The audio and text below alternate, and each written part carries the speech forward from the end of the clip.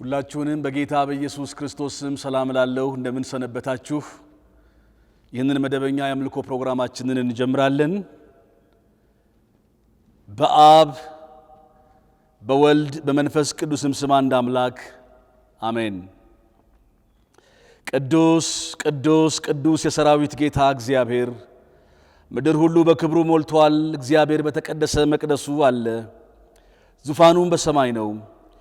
ትሑትና የተዋረደ መንፈስ ላላቸው ቅርብ ነው። በበደላቸው አዝነው የሚናዘዙትን ይሰማል፣ ጸሎታቸውንም ያዳምጣል። ስለዚህ ወደ ጸጋው ዙፋን ፊት በእምነት እንቅረብና ኃጢአታችንን እንዲህ ብለን እንናዘዝ። ሁላችን በያለንበት ስፍራ የንስሐ ጸሎት የምንጸልይበት ጊዜ ይሆናል። አብረን እንጸልይ።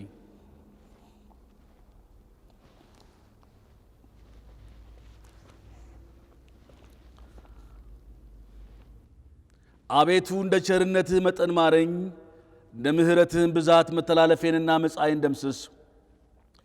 ከበደሌም ፈጽመህ እጠበኝ፣ ከኃጢአቴም አንጻኝ። እኔ መተላለፌንና መጻይን አውቃለሁ፣ ኃጢአቴም ሁል ጊዜ በፊቴ ነው። አንተን ብቻ በደልኩ፣ በፊትህም ክፉ አደረግሁ። ከኃጢአቴ ፊትህን መልስ፣ በደሌንም ሁሉ ይቅር በለኝ። አቤቱ ንጹሕ ልብን ፍጠርልኝ፣ የቀናውንም መንፈስ በውስጤ አድስ። ከፊትህ አትጣለኝ፣ ቅዱስ መንፈስህንም አትውሰድብኝ።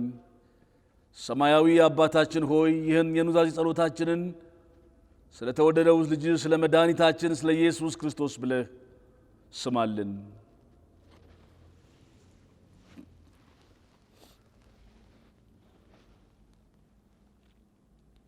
በኃጢአታችን ብንናዘዝ እርሱ የታመነና ጻድቅ ነውና ኃጢአታችንን ይቅር ይለናል፣ ከአመፃችንም ሁሉ ያነጻናል።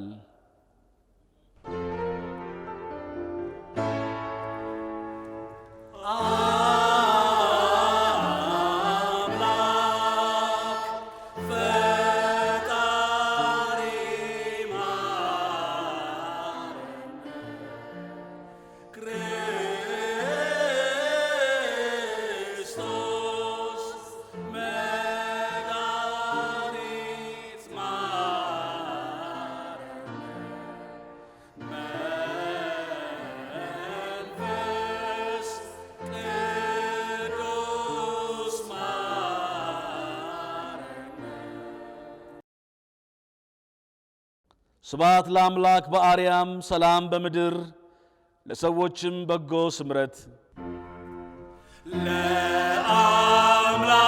ለአምላካችን በሰማይ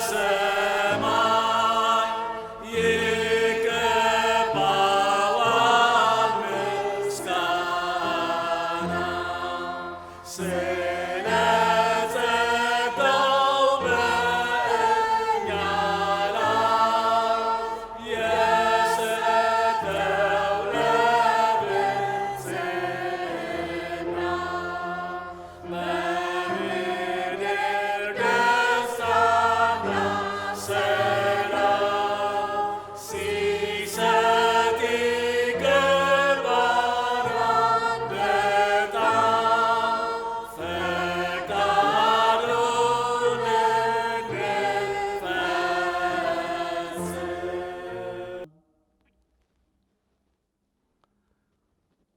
አምላክ ከእናንተ ዘንድ ይሁን። አምላክ ካንተ እንጸልይ።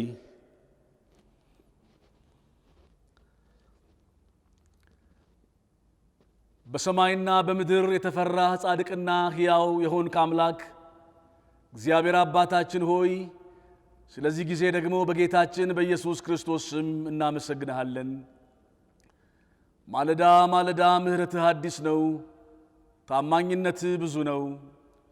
ደግሞ በምሕረትህ ብዛት ቃልህን እንድንሰማ እድል ስለሰጠህን በጌታችን በኢየሱስ ስም እናመሰግንሃለን። ይህንን የአምልኮ ፕሮግራማችንን በሕያው መገኘትህ እንድትባርክ፣ በቃል የሚተላለፈውን በመዝሙር የሚተላለፈውን መልእክት እንድትባርክ፣ የምንሰማው ደግሞ አቤቱ እግዚአብሔር ሆይ ሕያው ቃልህ የምንታነጽበት እንዲሆን በመንፈስ ቅዱስ ኃይል ቃልህን እንድትሰጠን በጌታ በኢየሱስ ስም እንለምንሃለን። አሜን።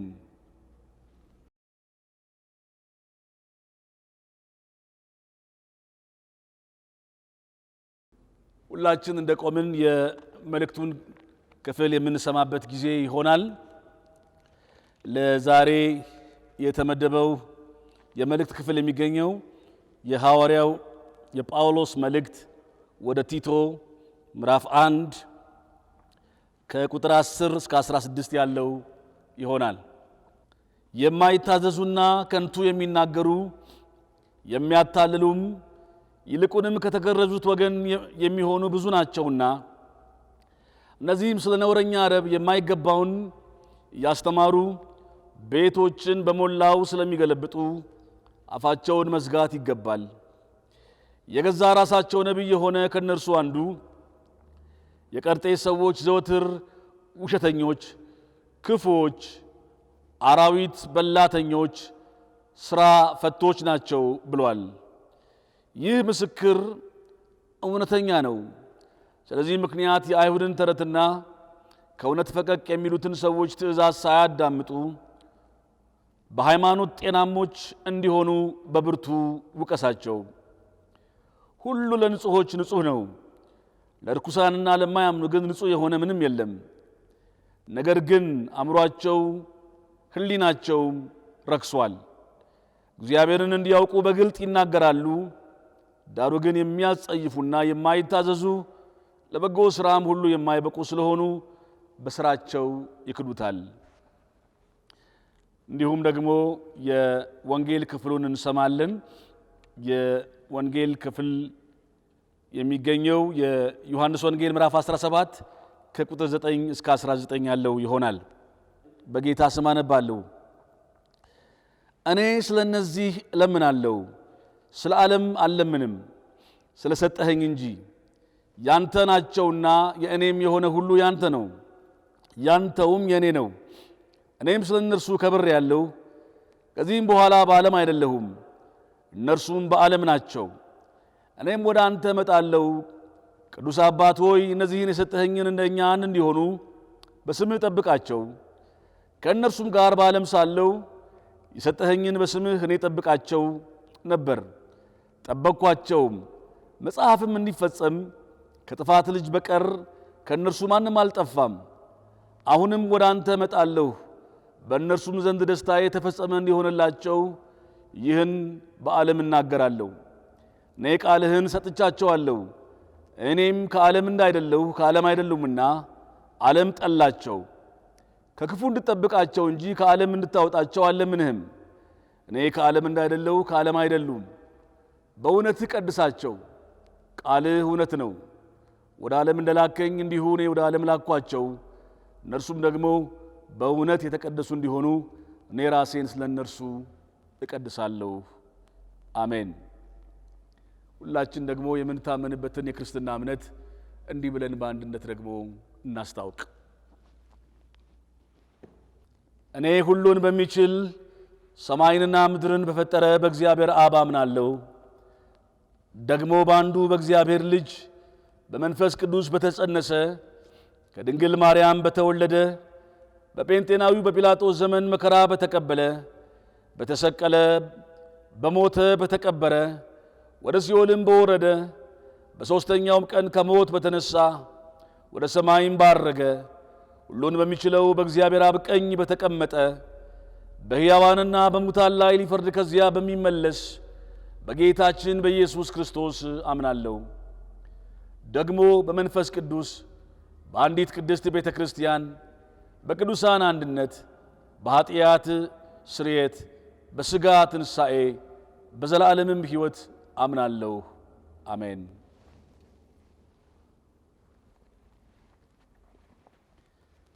እግዚአብሔር አምላካችንን እናመሰግናለን። አሁን ዝማሬ የምንሰማበት ጊዜ ይሆናል። ከመዝሙር አገልግሎት በኋላ የጌታን ቃል የሚያሰሙን ቄስ ፍቃዱ ገብረዋህድ ይሆናሉ። ጊዜውን እግዚአብሔር ይባርክልን። አሜን።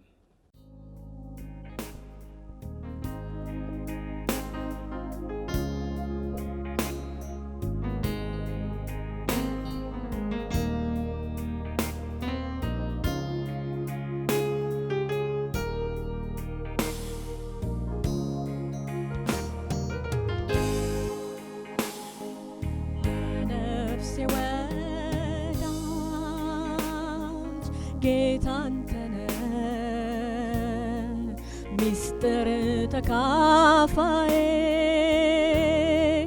ጓደኛዬ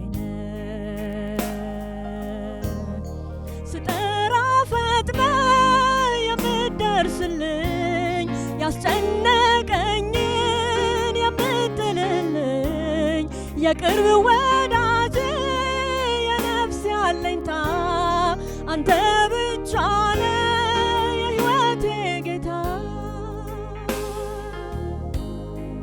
ብዙ ሚስጥር አለኝ ላንተ ማጫወት የውስጤን ጉድ ችግሬን በግልጽ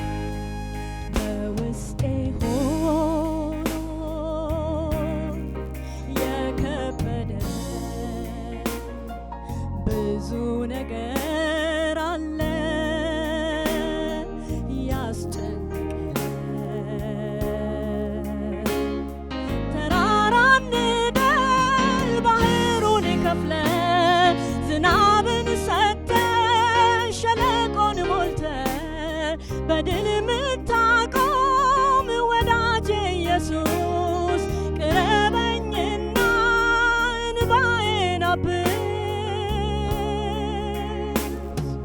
ብዙ ምስጢር አለኝ ላንተ ማጫወት የውስጤን ጉድ ችግሬን በግልጽ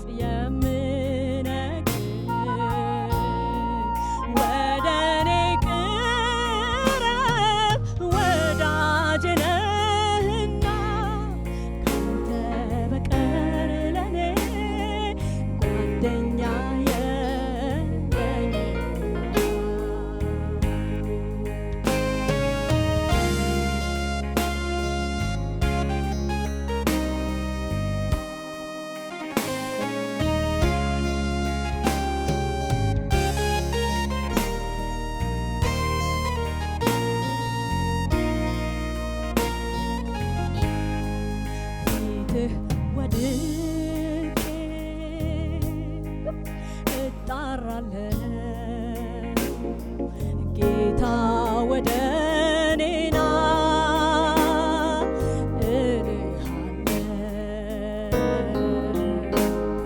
ዝሎ የነበር ጉልበቴ ይጽና በኃይልህ ሙላኝ ዛሬ እንደገና ደካማነቴን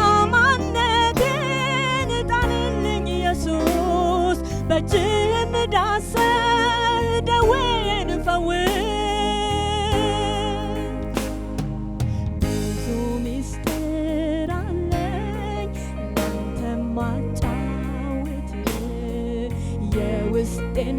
ችግሬ በግልጽ የምነግር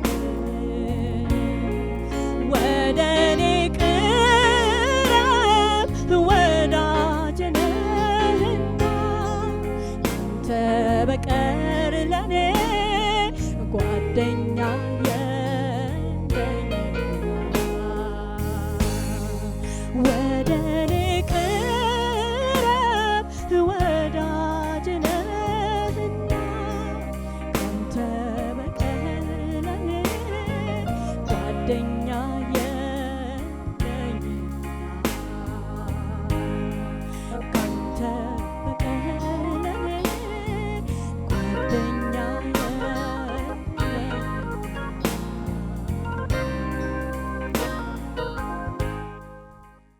እግዚአብሔር አምላካችን የተመሰገነ ይሁን።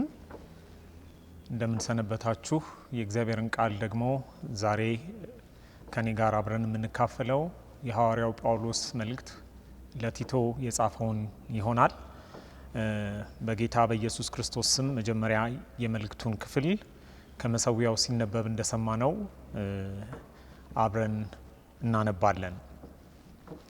አመፀኞች ለፍላፊዎችና አታላዮች የሆኑ ብዙ ሰዎች አሉና በተለይም እነዚህ ከተገረዙት ወገን ናቸው።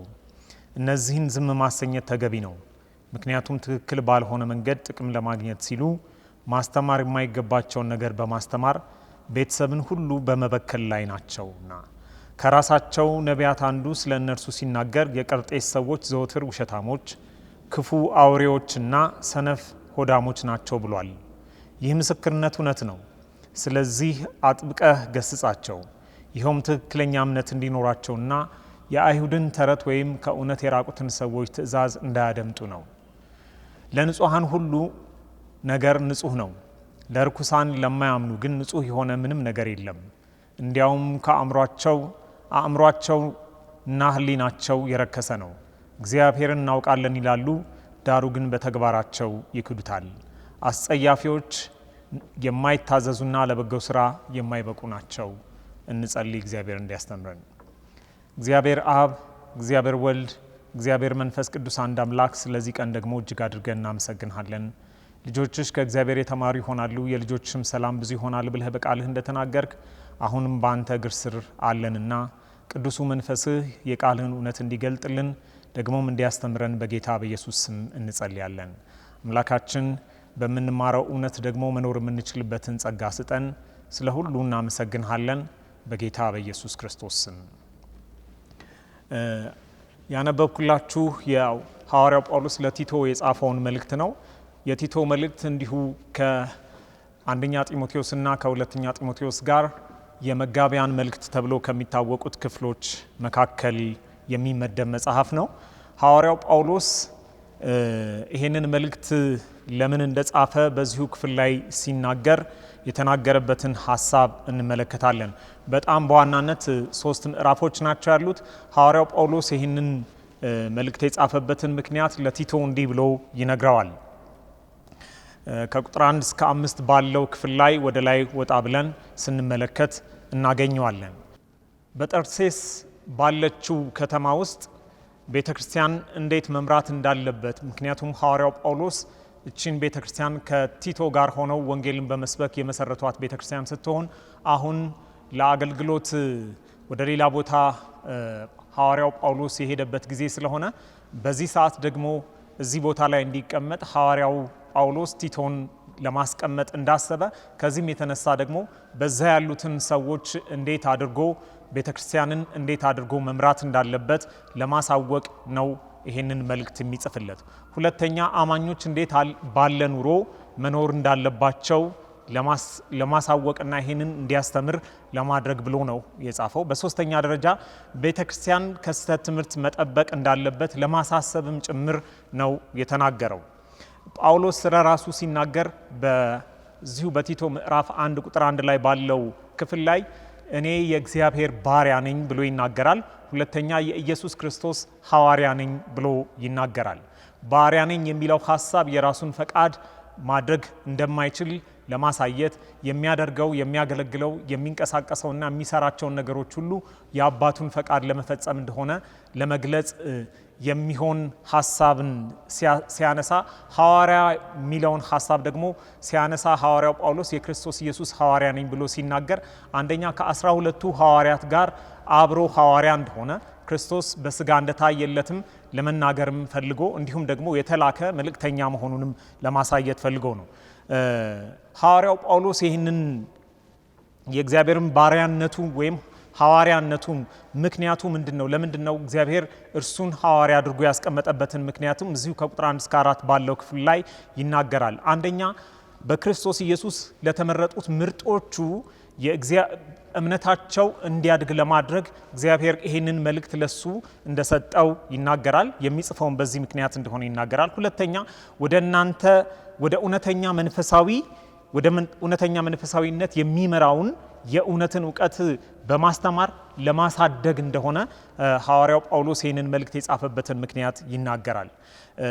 ወደ ዛሬው ክፍላችን ስንመጣ ትኩረታችንን ወደምናረግበት ከቁጥር 10 ጀምሮ ባለው ሐሳብ ላይ ስንመለከት ሐዋርያው ጳውሎስ የእግዚአብሔርን ቤተክርስቲያን እንዴት ከስተት ትምህርት መጠበቅ እንደሚቻል ለቲቶ እንዲሁም ደግሞ ቲቶ ለሚሾማቸው የቤተክርስቲያን ሽማግሌዎች እንዴት አድርገው የቤተክርስቲያንን ከስተት ትምህርት መጠበቅ እንዳለባቸው የተናገረበት ክፍል ነው። ዛሬም የምንመለከተው በዋናነት እሱን ይሆናል እና ሐዋርያው ጳውሎስ ለቲቶ በሚጽፍለት ጊዜ በዚች በቀርጤስ ባለች ቤተክርስቲያን ወይም ባሉ አጥቢያ ቤተክርስቲያኖች ብዙ ናቸው። በየከተሞቹ እንድታደራጅ ሽማግሌዎችን እንድትሾም ብሎ ከቁጥር 1 እስከ 4 ባለው ክፍል ላይ ተናግሯል እና አንድ ቤተክርስቲያን ብቻ ሳትሆን ሌሎች ብዙዎች ቤተክርስቲያኖች እንዳሉ ሐሳቡ ይገልጽልናል ከቁጥር 1 እስከ 4 ባለው ሐሳብ ውስጥ። ስለዚህ እነዛን እዛ ቦታ ላይ በሚቀመጥበት ጊዜ የእግዚአብሔርን ቤተክርስቲያን እንዴት አድርጎ ከስተት ትምህርት መጠበቅ እንዳለበት የሚሾማቸውም የእግዚአብሔር ቤተክርስቲያን ውስጥ የሚመሩ መሪዎች የሆኑት ሽማግሌዎችም እንዴት አድርገው ቤተክርስቲያንን ከስተት ትምህርት መጠበቅ እንዳለባቸው ለማሳወቅ ነው የሚናገረው እና ይህን ከስተት ትምህርት መጠበቅ አለብን ብለን ስንል መጀመሪያ የስተት ትምህርቱ ምን አይነት የስተት ትምህርት ነበር የሚለውን ሐሳብ ማየት በጣም ተገቢ ይሆናል። በዚች ቤተክርስቲያን ውስጥ የነበረው የስተት ትምህርት ከተገረዙት ወገን የሆኑ ሰዎች የሚያስተምሩት የስተት ትምህርት ሲሆን የተገረዙት የተባሉት ሰዎች ግን ቀጥታ አይሁዳውያን የሆኑ በስጋ አይሁዳውያን የሆኑ ከአብርሃም ዘር የመጡ እስራኤላውያን ሳይሆኑ ወደ አይሁድ እምነት ገብተው የነበሩ የቀርጤስ ሰዎች እንደሆኑ ነገር ግን የአይሁድን እምነት ተከትለው ወደ አይሁድ እምነት የገቡ መሆናቸውን እንመለከታለን እና ትምህርቱ ትክክለኛ ባልሆነ መንገድ ጥቅምን ለማግኘት ሲሉ ማስተማር የማይገባቸውን የሚያስተምሩ ሰዎች እንዳሉ ሐዋርያው ጳውሎስ ይነግረዋል። ይህን በማድረጋቸው ደግሞ ቤተሰብን እየበከሉ እንዳለ ሐዋርያው ጳውሎስ ለቲቶ ይህንን ያስረዳዋል ከቁጥር 10 እስከ 11 ድረስ ባለው ክፍል ውስጥ ማለት ነው። ሁለተኛ የአይሁድን ተረት ወይም ከእውነት የራቁን ትምህርት በማለት ይገልጸዋል ቁጥር 14 ላይ። ስለዚህ የተገረዙ ናቸው። የተገረዙ ብለን ስንል ግን ከአይሁድ የመጡ አይሁዳውያን ሳይሆኑ ወደ አይሁድ እምነት የገቡ የቀርጤስ ሰዎች የሆኑ ሰዎች ናቸው ይህንን የሚያስተምሩት። ስለዚህ ስለ መዳን ያላቸው አመለካከት እነሱ የሚያስተምሩት ትምህርት ነበረ። መዳን መጽሐፍ ቅዱስ እንደሚያስተምረው በዚህም በቲቶ ምዕራፍ 2 ከቁጥር 11 እስከ 15 ባለው ክፍል ላይ የእግዚአብሔር ቃል ሲናገር የእግዚአብሔር ጸጋ ተገልጧልና ብሎ ይነግረናል። ግልጥ አድርጎ ማለት ነው። ድነት እንዴት እንደሚገኝ ለማሳየትና ለማስረዳት ሲፈልግ አነባዋለሁ። እንዲህ ይላል፣ ድነት የሚገኝበትን የእግዚአብሔር ጸጋ ለሰዎች ሁሉ ተገልጧልና ይህም ጸጋ በኃጢአተኝነት መኖርና ዓለማዊ ምኞትን ክደን በአሁኑ ዘመን ራሳችንን በመግዛት በጽድቅና በእውነተኛ መንፈሳዊነት ሕይወት እንድንኖር ያስተምረናል። ይህም የተባረከውን ተስፋችን የሆነውን ታላቁን አምላካችን የአዳኛችንን የኢየሱስ ክርስቶስን ክብር መገለጥ መጠባበቅ ነው። እርሱም ከክፋት ሊቤዠን መልካም የሆነውን ለማድረግ የሚተጋውን የእርሱን የሆነውን ሕዝብ ለራሱ ያነጻ ዘንድ ራሱን ስለኛ ሰጥቷል ብሎ ይናገራል። በዚህ መልእክት ላይ ሐዋርያው ጳውሎስ መዳን የሚገኘው በክርስቶስ ኢየሱስ በማመን ብቻ እንዲያው በጸጋ እንደሚዳን ይናገራል። ደግሞ መንፈሳዊ ሕይወታችንም እነሆ እግዚአብሔርን ወደ መምሰል የመጣ በቅድስና መኖር የምንችለውም አሁንም በእግዚአብሔር ጸጋ መሆኑን ይናገራል በዚሁ ክፍል ላይ። ነገር ግን እነዚህ የስተት አስተማሪዎች የአይሁድ እምነት ተከታዮች ነን ብለው ራሳቸውን የሚጠሩ እና የሚያስተምሩት ትምህርት ግን ምን አይነት ነው?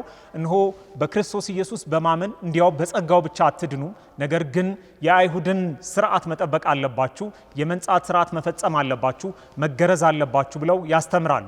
ከዚህም የተነሳ እንዲህ አይነት ትምህርት እያስተማሩ የከንቱ የሆነ ልፍለፋቸውን እያደረጉ የአይሁድን ተረት እየተናገሩ ሰዎችን ከደህንነት መንገድ የሚያወጡ በህይወታቸው ደግሞ እግዚአብሔርን ወደ መምሰል የማይመጡ ህይወታቸው ትክክለኛ ያልሆኑ ሰዎች ስለሆኑ ከነዚህ ሰዎች እነሆ ልትገስጻቸው ልታስተምራቸው ይገባል ብሎ ሐዋርያው ጳውሎስ ለቲቶ ሲጽፍለት እንመለከታለን። በሁለተኛ ደረጃ የነዚህ ሰዎች የስተት ትምህርት ዋናው ደህንነት የሚገኘው በጸጋ ብቻ አይደለም፣ በመገረዝም ጭምር ነው። የአይሁድን ስርዓት መጠበቅ አለብን ማለት ብቻ ሳይሆን በሁለተኛ ደረጃ እግዚአብሔር መልካም ናቸው ያላቸውን ነገሮች ሁሉ በመራቅ በማግለል የብህትውና ህይወትን የሚመሩ ሌሎችንም እንዲሁ የሚያስተምሩ ስለሆነ ይሄ ደግሞ ትክክል እንዳልሆነ ሐዋርያው ጳውሎስ በአንደኛ ጢሞቴዎስ ምዕራፍ 4 ከቁጥር 1 እስከ 5 ባለው ክፍል ላይ ይነግረናል።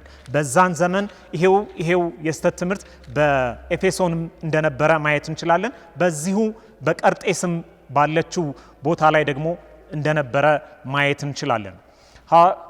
አንደኛ ጢሞቴዎስ ምዕራፍ 4 ከቁጥር 1 እስከ 5 ያለውን ላንብበው። በኋለኞች ዘመናት አንዳንዶች እምነትን ክደው አታላይ መናፍስትና የአጋንን ትምህርት እንደሚከተሉ መንፈስ በግልጥ ይናገራል። እንዲህ ያለው ትምህርት የሚመጣው ህሊናቸው በጋለ ብረት የተጠበሰ ያህል ከደነዘዘባቸው ግብዘኞች ናቸው። እነርሱ ሰዎች እንዳያገቡ ይከላከላሉ። የሚያምኑና እውነትን የሚያውቁ ሰዎች እግዚአብሔር የፈጠረውን በምስጋና የሚቀበሉትን እንዳይበሉ ያዛሉ። እግዚአብሔር የፈጠረው ማንኛውም ነገር መልካም ነውና በምስጋና ከተቀበሉት የሚጣል ምንም ነገር የለምና በእግዚአብሔር ቃልና በጸሎት የተቀደሰ ነውና ብሎ ይናገራል። ስለዚህ እነዚህ ሰዎች አንደኛ የመንጻት ስርዓት መንጻት የሚቻለው በክርስቶስ ኢየሱስ በማመን በጸጋው ብቻ አይደለም ብለው ያስተምራሉ። እንደገና ደግሞ መዳንም የሚገኘው በጸጋ ብቻ ሳይሆን የአይሁድን ስርዓት በመጠበቅ ነው ይላሉ። ሌላው ከሚበላው ከሚጠጣው ነገር በመራቅ እግዚአብሔር መልካም ነው ብሎ የተናገረውን ነገር ሁሉ ከዚህ ሰዎች በመራቅ ወደ ቅድስና እንደሚመጡ ያስተምራሉ። ስለዚህ እነዚህ ትክክለኛ ያልሆኑ የህግ አስተማሪዎች ሊሆኑ የሚወዱ ግን የሚሉትን በትክክል የማያውቁ ሰዎች የሚያስተምሩትን ትምህርት የሰዎችን ቤት እየበከለ ስለሆነ እነዚህን ሰዎች ትክክል አለመሆናቸውን ልትነግራቸው፣ ልታስተምራቸው፣ ደግሞም ልትገስጻቸው ይገባል እና በቤተ ክርስቲያን ውስጥ ያሉትን ምእመናን ከዚህ የስተት ትምህርት ልትጠብቅ ይገባል ብሎ ይህንን ሐሳብ ይነግረዋል ማለት ነው። የስተት ትምህርት አስተማሪዎቹ ባህሪያቸው ምን ይመስላል የሚለውን ከዚሁ አሁን ካነበብነው ከቲቶ መልእክት ላይ የተወሰነ ነገሮችን ለመመልከት እንሞክር። እነዚህ የስተት ትምህርት አስተማሪዎች ባህሪ አላቸው፣ የራሳቸው መገለጫ የሆነ ባህሪ አላቸው። አንደኛው አመፀኞች ናቸው ብሎ ይናገራል። አመፀኝነታቸው በእግዚአብሔርና በእግዚአብሔር በተመረጡት አገልጋዮች ላይ እነሆ የሚያምፁ የማይታዘዙ ሰዎች እንደሆኑ ቲቶ ምዕራፍ 1 ቁጥር 10 ላይ እንዲህ የሚል ቃል እናገኛለን። አመፀኞችና ለፍላፊዎች አታላዮች የሆኑ ብዙ ሰዎች አሉና በተለይም እነዚህ ከተረገረዙት ወገን ናቸው ብሎ ይናገራል። ሐዋርያው ጳውሎስ ነው እውነተኛውን ትምህርት አስተምሮ ነው የሄደው። መዳን በክርስቶስ ኢየሱስ ብቻ ነው የሚገኘው፣ በጸጋ ነው የሚዳነው። ስለዚህ በጸጋ ለመዳን በክርስቶስ ኢየሱስ በማመን ብቻ ነው የሚዳነው ብሎ ይህንን መሰረት ጥሎ ከሄደ በኋላ እነዚህ ሰዎች መጥተው ግን ከእውነት እንዲወጡ ለማድረግ እያስተማሩት ያሉት ትምህርት አለ። ስለዚህ ባህሪያቸውና የሚናገሩት ነገር አብሮ የማይሄድ ነው። ባህሪያቸው አመፀኞች መሆናቸውን ያሳየናል። ሁለተኛ ለፍላፊዎች ናቸው ይላቸዋል። በንግግራቸው ውስጥ ውሃ የሚቋጥር ነገር የሌለ እግዚአብሔርን ለመምሰል የሚጠቅም ነገር የሌላቸው ናቸው ብሎ ሐዋርያው ጳውሎስ ይነግረዋል በዚሁ አሁን ባነበብኩት ክፍል ላይ። በሶስተኛ ደረጃ አታላዮች ናቸው ይላል። የሚናገሩትና የሚኖሩት ኑሮ አንድ አይነት አይደለም ብሎ ይናገራል። ዘፍጥረት 3:13 ላይ ታስታውሳላችሁ፣ ሔዋንን ልክ ሰይጣን እንዳሳታት በዚሁ አይነት መልኩ እነዚህ የስተት ትምህርት አስተማሪዎች እነሆ ቅድስና የሚገኘው መዳን የሚገኘው በክርስቶስ መሆኑን ጥለው ይልቁንም ሕግ በመጠበቅና በመገረዝ ነው የሚጸደቀው፣ ጌታን ማግኘትም ወይም መዳን የሚቻለው ደግሞ ወደ ቅድስና መምጣት የሚቻለው የሚል ትምህርት ያስተምራሉ። በህይወታቸው ግን ይህን የሚያሳዩ አይደሉም። አታላዮች ናቸው። ለገንዘብና ለጥቅም ብቻ ሲሉ ይህንን ትምህርት ያስተምሩ እንደነበረ ሐዋርያው ጳውሎስ ይናገራል። እነዚሁ የስተት ትምህርት አስተማሪዎች በሌላ አባባል ሐዋርያው ጳውሎስ አሁንም ሲገልጻቸው እናያለን። ቲቶ ምዕራፍ 1 ቁጥር 12 ላይ እንዲህ ይላቸዋል፣ ውሸታም ናቸው፣ ውሸታምነታቸው ደግሞ ዘወትር ነው፣ ሁል ጊዜ ይዋሻሉ ብሎ ይናገራል። እንዲህ ይላል ከራሳቸው ነቢያት አንዱ ስለ እነርሱ ሲናገር የቀርጤስ ሰዎች ዘወትር ውሸታሞች፣ ክፉ አውሬዎችና ሰነፎች፣ ሆዳሞች ናቸው ብሏልና ብሎ ይናገራል። ተመልከቱ፣ በተለያየ አይነት መንገድ ተገልጸዋል። አመፀኛ፣ ለፍላፊዎች፣ አታላዮች የሚል ተገልጸዋል። እንደገና በሌላ መንገድ ሲገልጻቸው ባህሪያቸውን ውሸታሞች ናቸው ይላል። ሁለተኛ ክፉ አውሬዎች ናቸው ይላቸዋል። ሶስተኛ ሰነፎች፣ ሆዳሞች ናቸው ብሎ ይገልጻቸዋል። ማለት በትክክለኛ መንገድ ባልሆነ መንገድ ትርፍ ለማግኘት ሲሉ ብቻ ነው ይሄንን የሚያደርጉት እንጂ ለሰዎች ሕይወት ግድ ብሏቸው አይደለም የሚናገሩትን የሚናገሩት የሚያስተምሩትን የሚያስተምሩት በማለት ሲገልጻቸው እናያለን። በአራተኛ ደረጃ የነዚህ የስተት ትምህርት አስተማሪዎች ባህሪያቸው እግዚአብሔርን እናውቃለን ይላሉ፣ ነገር ግን በተግባራቸው ደግሞ ምን ያደርጉታል? ይክዱታል ብሎ ይናገራል። እዚሁ ቁጥር 16 ላይ እንዲህ ይላል፣ እግዚአብሔር እናውቃለን ይላሉ፣ ዳሩ ግን በተግባራቸው ይክዱታል። አስጸያፊዎች፣ የማይታዘዙና ለበጎ ስራ የማይበቁ ናቸው ብሎ ይናገራል። ስለዚህ እነዚህ ሰዎች ምንም እንኳን ስለ ራሳቸው መንፈሳዊ ነን ደግሞ እግዚአብሔርን እናውቃለን ይበሉ እንጂ በህይወታቸው የሚናገሩትን ነገር የሚያስተምሩት የሚያደርጉትን ነገር ሁሉ የሚያደርጉት ለራሳቸው ክፉ ትርፍ ለመሰብሰብና ሰዎችን ወደ ትክክለኛው መንገድ ለማምጣት ሳይሆን ለራሳቸውን ኪስ ለመሙላት ብቻ እንደነበረ እዚሁ ያነበብናቸው ክፍሎች ላይ በትክክል ይነግረናል። ታዲያ ከዚህ የስተት ትምህርት እንዴት ነው መጠበቅ የምንችለው? እና አንተም እዚህም ቦታ እንድትሾም እንድትቀመጥ ሽማግሌዎችን እንድትሾምና እነሆ ያልተሰሩትን ነገሮች እንድታደራጅ እኔ እዚህ ሳስቀምጥ ሽማግሌዎችን እንድትሾም ሳደርግህ እነሆ አንተና የምትሾማቸው የቤተክርስቲያን ሽማግሌዎች እነሆ ቤተክርስቲያንን ከስተት ትምህርት መጠበቅ አለባችሁ፣ ከነዚህ የስተት ትምህርት አስተማሪዎች መጠበቅ አለባችሁ። ግን እንዴት ነው የምትጠብቀው ብሎ ደግሞ አቅጣጫን ሲያሳየው እናያለን። ከስተት ትምህርት እንዴት ነው ራሳችንን መጠበቅ የምንችለው? አንደኛ ለራሳችን የእግዚአብሔርን ቃል ወይም እውነተኛውን ቃል መዳንና ቅድስና የሚገኝበትን የእግዚአብሔርን ቃል በመመገብ ነው። ተመልከቱ፣ እዚህ ቲቶ ምዕራፍ 2 ቁጥር 1 ላይ እንዲህ የሚል ቃል እናገኛለን። አንተ ግን እነዚህ የስተት ትምህርት አስተማሪዎችን ባህሪያቸውን ከገለጸ በኋላ ምዕራፍ 2 ቁጥር 1 ላይ አንተ ግን ከትክክለኛው ትምህርት ጋር ተስማሚ የሆነውን ትምህርት አስተምር የሚል ቃል እናገኛለን። መቼስ ትክክለኛውን ትምህርት ለማስተማር መጀመሪያ ትክክለኛውን ትምህርት ማወቅ ወይም መማር አስፈላጊ ነገር ነው። መጀመሪያ የሚያስተምረው ሰው ለራሱ የእግዚአብሔርን ቃል ምን ማድረግ መመገብ አለበት። ራሱ ያልተመገበውን ቃል ለሌሎች ማስተማር ስለማይችል አስቀድሞ አሁን ከስተት ትምህርት ቤተክርስቲያንን መጠበቅ የምትችለው አንተ ራስህ ትክክለኛውና ጤነኛ የሆነውን ትምህርት ምን ማድረግ አለብህ? መመገብ አለብህ ብሎ ሐዋርያው ጳውሎስ ይመክረዋል ለቲቶ። ስለዚህ አንተም በቤተክርስቲያን የምትሾማቸውም የቤተክርስቲያን መጋቢዎችም ሆኑ ሽማግሌዎች እነሆ ቤተክርስቲያንን ከስተት ትምህርት መጠበቅ አለባቸው። ከስተት ትምህርት ግን መጠበቅ የሚችሉት እነሱ ራሳቸው ጤናማውን ትክክለኛውን ንጹሑን ወንጌል በመማር እና ለራሳቸው በመመገብ ነው ብሎ ያስረዳዋል። ራስህንም የሚሰሙህንም ታድናለህ ብሎ ሐዋርያው ጳውሎስ ይናገራል። ስለዚህ ሌሎችን ለመጠበቅ እኛ ራሳችን ጤነኛውን ትምህርት መጀመሪያ መመገብ እንዳለብን ሐዋርያው ጳውሎስ ለቲቶና በዛ እርሱ ለሾማቸው የቤተክርስቲያን ሽማግሌዎች ይነግረዋል። ስለዚህ አሁንም ባለንበት ዘመን ቤተክርስቲያንን ከስተት ትምህርት ለመጠበቅ የምንፈልግ ከሆነ መጋቢያንና የቤተክርስቲያን ሽማግሌዎች የሆንን መጀመሪያ ጤናማውን ትምህርት ለራሳችን መመገብ አለብን። ሁለተኛው ቤተክርስቲያንን ከስተት ትምህርት መጠበቅ የምንችለው እንዴት ነው የሚለውን ሐሳብ ሲነግረው በተማርከው በእውነተኛው የእግዚአብሔር ቃል ጸንቶ የሚቆም የሚኖርና ደግሞ የተማረውን ትምህርት እንዲሁ ለሌሎች ምን የሚያደርግ የማስተማር አለብህ ብሎ ሐዋርያው ጳውሎስ ይመክረዋል። በቲቶ ምዕራፍ 2 ቁጥር 1 ላይ እንዲህ ይላል፣ አንተ ግን ትክክለኛውን ትምህርት ተስማሚ ሆነውን አስተምር ይለዋል።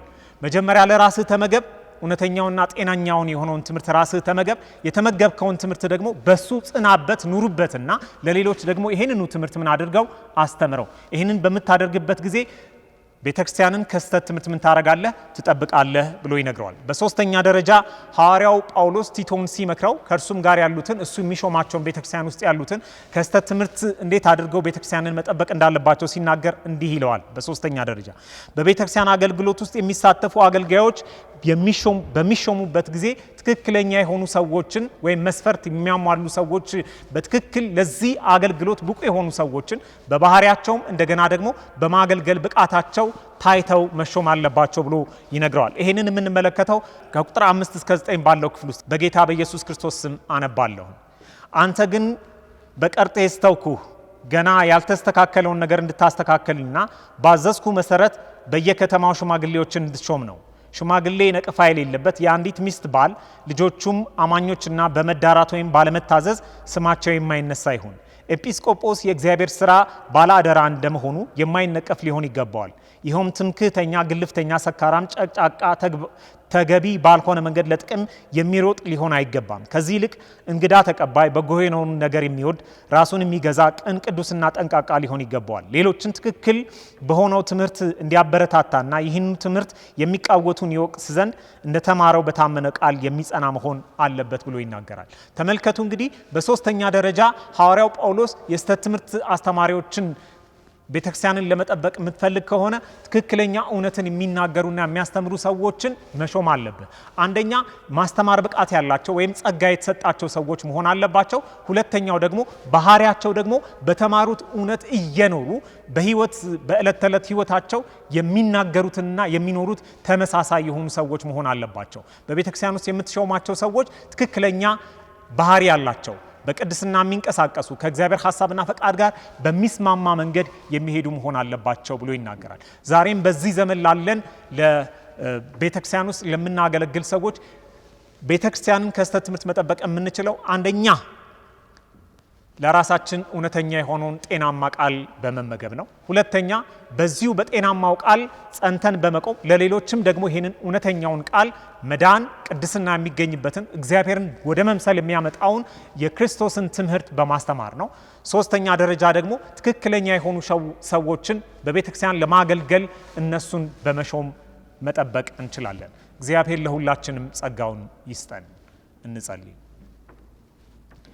እግዚአብሔር አምላካችንና አባታችን በዚያ ዘመን እንደነበረ አሁንም የሰራዊት ጌታ እግዚአብሔር ሆይ ካንተ ፈቃድና ሐሳብ ውጪ ሆነውን እንደ እውነተኛው ቃል ትምህርት የማያስተምሩ የስተት ትምህርት የበዛበት ዘመን ላይ እንገኛለን። የሰራዊት አምላክ እግዚአብሔር ሆይ ቤተክርስቲያን ከስተት ትምህርት እንድትጠበቅ አቤቱ ሐዋርያው ጳውሎስ ለቲቶ እንደመከረው የእግዚአብሔርን ቃል ለራሳችን የቤተክርስቲያን አገልጋዮች የሆኑን ሰዎች በመመገብ እንዲሁም ደግሞ በተመገብነው በእግዚአብሔር ቃል እውነት በመኖር እንዲሁም ለሌሎች ይህንን እውነት በማስተማር ከስተት ትምህርት መጠበቅ የምንችልበትን ጸጋ ለሁላችንም እንድትሰጠን እንደገናም ደግሞ የቤተክርስቲያን አገልጋዮችንና መሪዎችን በምንሾምበት ጊዜ በቃልህ ባስቀመጥከው መስፈርት ምክንያት እንደ ቃልህ ማስተማር የሚችሉትን ደግሞ በባህሪያቸው የተመሰከረላቸውን ሰዎች እግዚአብሔር ሆይ መምረጥና ማስቀመጥ መሾም እንድንችል በጸጋህ እንድትደግፈን ይህንን በማድረግ ቤተክርስቲያንን ከስተት ትምህርት መጠበቅ እንድንችል በጸጋህ እንድትደግፈን በኢየሱስ ስም እንጸልያለን። ይህንን ስለምታረግ ቃልህ ደግሞ ወደ ሰዎች ሕይወት ውስጥ ገብቶ ስለሚሰራ እጅግ አድርገን እናከብረሃለን። በጌታ በኢየሱስ ክርስቶስ ስም አሜን። አሁንም እንጸልይ። በቃሉ ያጽናናን ያስተማረንና የመከረን የገሰጸንም አምላክ ለዘላለም ይክበር ይመስገን።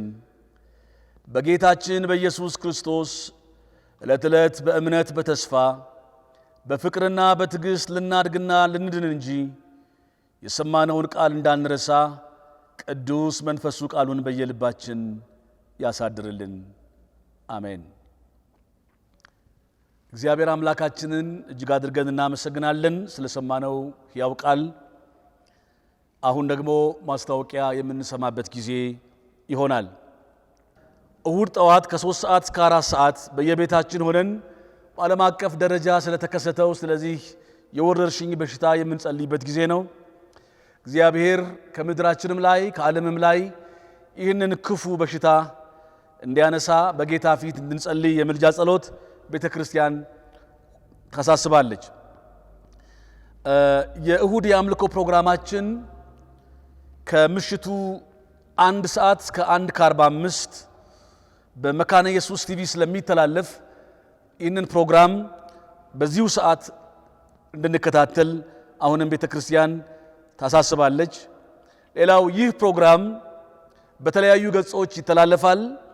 በዩቲዩብ፣ በቴሌግራም እና በፌስቡክ ከዚህ በታች ባሉ በተገለጹ ገጾቻችን ይህንን ፕሮግራም መከታተል እንችላለን። ሌላው መባችሁንና አስራታችሁን እንደውም የፍቅር ስጦታችሁን መስጠት ለምትፈልጉ ማክሰኞና ሐሙስ እህታችን ገነት በቢሮ ስለምትገኝ ወደዚህ መጣችሁ መስጠት ትችላላችሁ። ሌላው ወደዚህ መምጣት የማንችል ንብ ባንክ አራዳ ብራንች ስፔሻል 45 ብላችሁ በማስገባት የጌታን ስራ በገንዘባችሁ ልታገለግሉ ትችላላችሁ። እግዚአብሔር ሁላችንን ይባርከን። የጌታ ኢየሱስ ክርስቶስ ጸጋ፣ የእግዚአብሔር አብ ፍቅር፣ የመንፈስ ቅዱስ ኅብረትና አንድነት ከሁላችንም ጋር ይሁን። አሜን።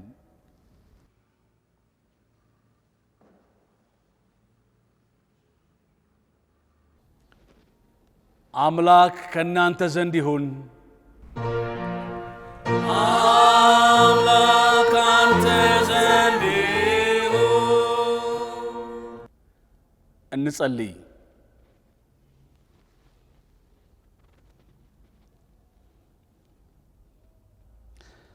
ዘላለማዊና ሁሉን የምትችል አምላክ ሆይ የሁሉ ፈጣሪና ጠባቂ ወደ አንተ እንጸልያለን። ስለ ኢየሱስ ክርስቶስ ብለህ ማረን፣ ኃጢአታችንንም አታስብ። በመንፈስ ቅዱስ ቀድሰንና ንገስ። እንደ ቃልህ በተቀደሰ አካሄድ እንሄድ ዘንድ በጸጋህ እርዳን። ምእመናንን በቃልህና በተቀደሱት ምስጢራትህ አንድነትን ስጣቸው፣ አጽናቸውና ጠብቃቸው። ልዑል እግዚአብሔር ሆይ በኃጢአት ጨለማና በውርነት ታስረው ለሚኖሩ ሁሉ ራራላቸውና ማራቸው። ብርሃንና ሕይወትም እንዲሆንላቸው የሚያድነውን ጸጋህን በወንጌልህ አብራላቸው። ለቅዱስ ስምህ ክብረት እኛ ሁላችን በደህንነት እንድንኖር የኢትዮጵያን የአገራችንን መንግሥትና መሪዎች አስተዳዳሪዎችንም ሁሉ ባርክ። የመንግሥትን አማካሪዎች ለመንግሥትህ ክብርና ለአገራችን ለኢትዮጵያ ልማት ተግባራቸውን አንተን በመፍራትና በመልካም መስማማት እንዲያከናውኑ ባርካቸውና አቅናላቸው። የአገራችንን ሕዝብ ሁሉ ባርክና ጠብቅ። አንተ የመንግሥታችንን ሸንጎ በቅን መንገድ ምራው፣ የሰላምና የደህንነት ኑሮም አድርግልን። ለአገራችን ለኢትዮጵያ መጠጊያና ጋሻ ሁናት፣ ጸጋህንና ክብረትህንም ስጣት። ቀሳውስትና ወንጌላውያን መምህራንም የተቀበሉትን የእውነት ብርሃን በእውቀትና በቅንነት በትጋትና በሞቀ ቅናት መንፈሳዊና ሥጋዊ እውቀት ለሕዝባቸው ያለ ግብዝና እንዲያስተምሩ ለኃጢአተኞችን መዳን የሚሆነውን ወንጌል እንደ ፈቃድህ እንዲሰብኩ በእውነተኛው ብርሃንህ አንቃቸው። ቤታችንንና ቤተሰቦቻችንን ሁሉ ባርክ። ልጆቻችንንም በእውነትህና በፍርሃትህ እየጠነከሩ እንዲሄዱ እንደ ፈቃድህ እናሳድጋቸው ዘንድ በጸጋህ እርዳን። የሚጠቅምና ጤናማ አየር አድርግልን። ፀሐይና ዝናብ በየጊዜው ስጠን። በምናደርገው ሁሉ ቅንና በጎ የክርስትናን ምክር ግለጥልን። ክፉንና የሚጎዳንን ነገር ሁሉ አርቅልን። የምድራችንንም ዘር አብቅልልን፣ ፍሬውንም አብዛልን። ጠቃሚና መልካም የሆነውን ሥራ ሁሉ ባርክልን። ለበሽተኞችና ለድሆች ለተጨነቁ ወደ ሞት ለቀረቡትም ሁሉ ራራላቸው። የሞታችን ጊዜ ሲደርስ እርዳን።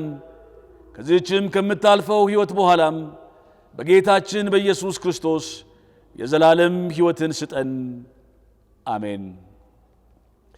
ጌታ ያስተማረንን ጸሎት ደግሞ አብረን እንጸልይ።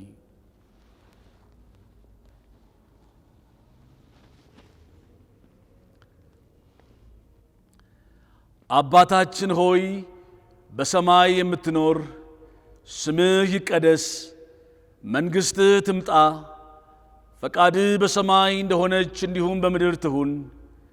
የዕለት እንጀራችንን ስጠን ዛሬ፣ በደላችንን ይቅር በለን እኛም የበደሉንን ይቅር እንደምንል፣ ወደ ፈተናም አታግባን ከክፉ ሁሉ አድነን እንጂ መንግሥት ያንተ ናትና ኃይልም ክብርም ምስጋና ለዘላለሙ አሜን።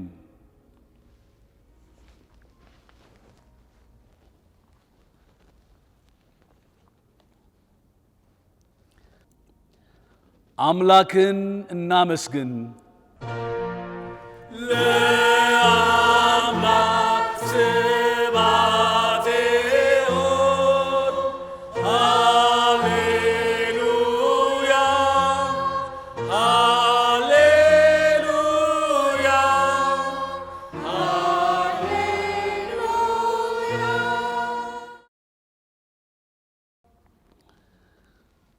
ልባችሁን ወደ እግዚአብሔር አንሱና በረከቱን ተቀበሉ።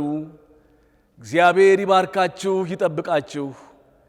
እግዚአብሔር ፊቱን ያብራላችሁ ጸጋውንም ይስጣችሁ። እግዚአብሔር ፊቱን ይመልስላችሁ ሰላሙንም ይስጣችሁ። በአብ በወልድ በመንፈስ ቅዱስም ስም አንድ አምላክ አሜን።